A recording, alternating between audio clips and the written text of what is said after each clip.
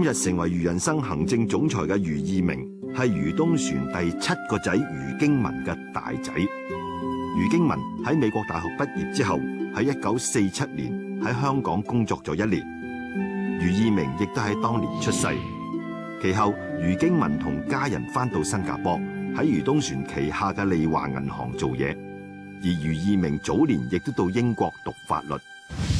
讀 law 因為嗰陣時喺英國就冇咩 undergrad 個 business degree， 咁我老豆話 OK 啦，你讀 law 就比較train 你個 mind 啊，比較你諗嘢比較好more logical 咁樣，所以但係我都冇咩興趣就做 law 嘅，做 lawyer 嚇，所以我就想做生意。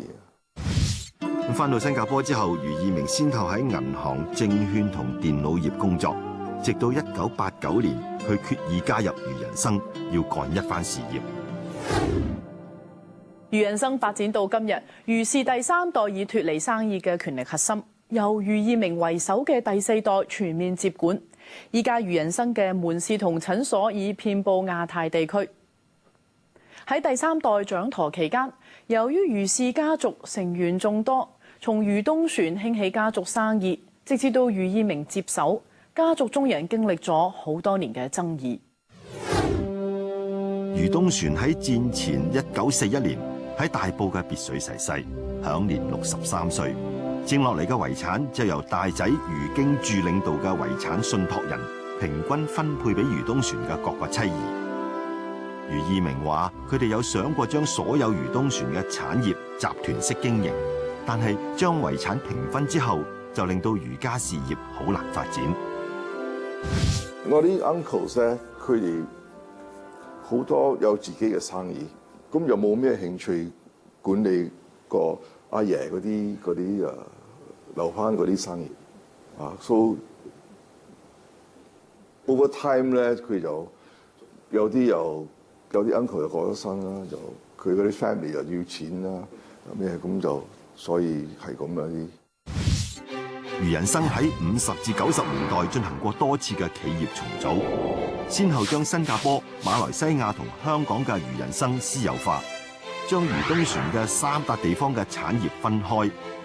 喺1973年，新加坡同馬來西亞嘅余仁生合併喺新加坡上市，而香港嘅余仁生又獨立喺香港上市。咁期間，由於余東璇多位後人對家族生意冇興趣，余東璇嘅產業就一一賣咗出去，剩翻余仁生嘅中藥生意。1989年，當時喺新加坡余仁生做執行董事嘅余東璇第4個仔余經粵決定退休，余義明就開始想加入家族生意。上市嗰陣時嗰個價錢就冇咩喐，咁我話呢個係我哋個家個一個 asset 嚟嘅，係咪？咁我哋如果我可以幫下呢個公司做下啲嘢，咁可能嗰個價錢都會起一啲。咁我哋 enhance 我哋個 asset 啊嘛。係我聽呢個係我諗下係一個 financial 個 approach 嚟㗎，確實睇下點樣就係 improve 我哋個 value。但係當余義明加入余仁生之後，家族裏面嘅內訌就加劇。1990年，有余氏族人將股份賣俾新加坡地產公司林曾集團，余仁生因此就第一次有外星人介入家族生意。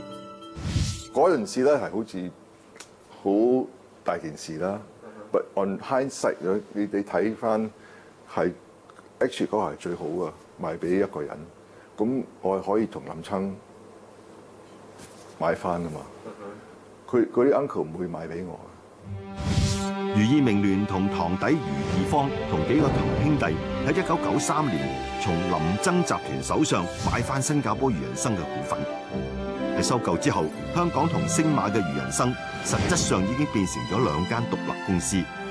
咁雖然擁有一樣嘅商標，星馬嘅余仁生亦都只係被視作為香港余仁生嘅顧客，向香港買白鳳丸同寶英丹。因此，當新加坡嘅余仁生喺香港註冊余仁生同埋佢嘅冠軍杯作為商標嘅時候，香港余仁生就決定提出訴訟。余義明話：當時係星港兩地余家關係最緊張嘅時候。啲 tension 最終點樣解決嘅？From after the buyout 就係the tension led to the buyout。如果係有啲 tension， 或者啲係同嗰啲 uncles， 不過我哋做法嗰陣時咧，就做得好 fair 咧，你會講 ，because 嗰陣時嗰啲香港公司已經上市咗啦。咁我哋買翻嚟嗰個價錢咧，啲係好 transparent 講，即係同個 market 即係 offer 個 price。咁咧就對啲 uncle 先係，如果有咩 tension 真係好 fair 下，because 我哋係即係上市公司嗰陣時，我哋收翻油。余家經歷多年喺生意上嘅分歧，最終由第4代成員統一余人生而告一段落。香港嘅余人生喺1996年被收購後喺港交所除牌，統一後嘅余人生進行咗一連串改革，2000年重新喺新加坡上市，並且喺2006年喺香港成立咗全新嘅藥廠。香港科技園公司行政總裁鄭德年先生 ，CEO Hong Kong Science and Technology Parks Corporation。Thank you. Please be seated.